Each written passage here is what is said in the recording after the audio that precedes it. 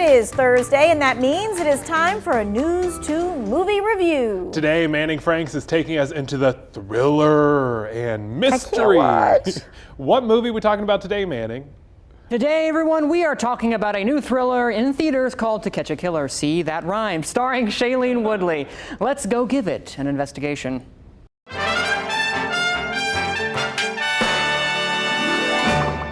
There seems to be a thriller released every other week, just like a drop in the bucket. You know, be it in theaters or on streaming, and subsequently they just seem to vanish in a pile of competition.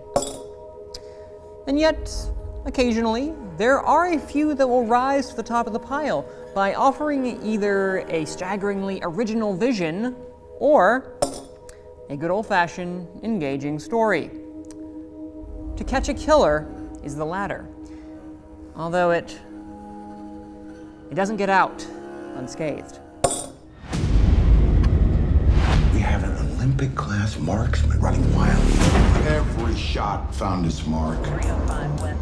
No casings, no brass, not a single fingerprint. In To Catch a Killer, Shailene Woodley stars as Eleanor, a young Baltimore police officer with a checkered past who is thrust into the position of liaison between the FBI and her department after a disturbing mass shooting that left dozens dead. With the help of the FBI's lead investigator, Jeffrey Lamarck, played by Ben Mendelsohn, Eleanor helps profile and track down a serial killer that's not done yet. With a title as painfully generic as To Catch a Killer, one would expect this to just be a passing watch.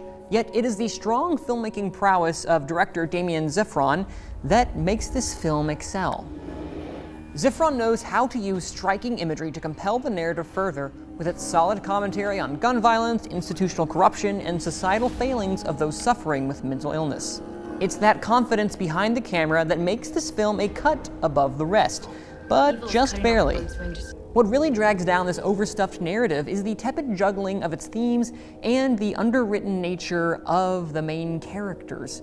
Ben Mendelsohn and Shailene Woodley both elevate the material they're given and prove they are both consistently capable actors. But even they can't help a screenplay that comes across as a pale imitation of The Silence of the Lambs. It gets lost in what it wants to say and instead leaves the audience with a muddled message that's as opaque as the killer's identity. Many of the characters in To Catch a Killer are dense, one note, and oftentimes just there.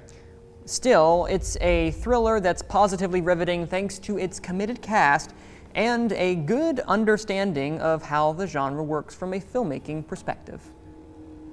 Even if it is a little basic. I'm giving To Catch a Killer a for you to decide.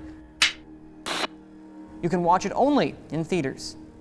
I would see this, I think, because I like thrillers. It is a good, solid movie. It's nothing revolutionary, as I was saying. It has some parallels to Silence of the Lambs, more so than it probably should. It should probably stand upon its own.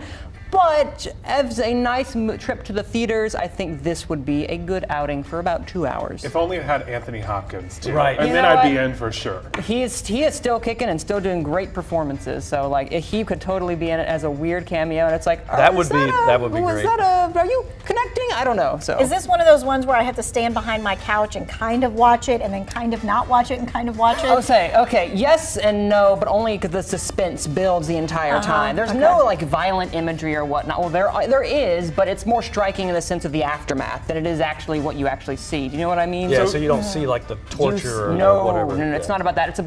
It's more about asking these broad questions, but it asks so many questions and doesn't answer enough. So it's kind of like the tools are there, but it doesn't create a full picture. So on the picture of it, it is a very beautiful film. It reminds me of like an Eastern European film, how bright and white it is. It's really visually striking, as I said in the review. So it is something you can see on a big screen and be like, oh wow, this is, I'm engrossed with what is happening right now. It looks a lot like the girl with the dragon tattoo. Oh, you know what? It is very, that vibe, not as violent, but obviously it has that same vibe. Same vibe, yes. All right. It's good. I just want a romantic comedy. Is that in your wheelhouse? Give her some Hugh Grant. She'll be happy. This would not be that. I'll see. I'll see what I can do. All right, thanks. We'll work on that. I'll work on it.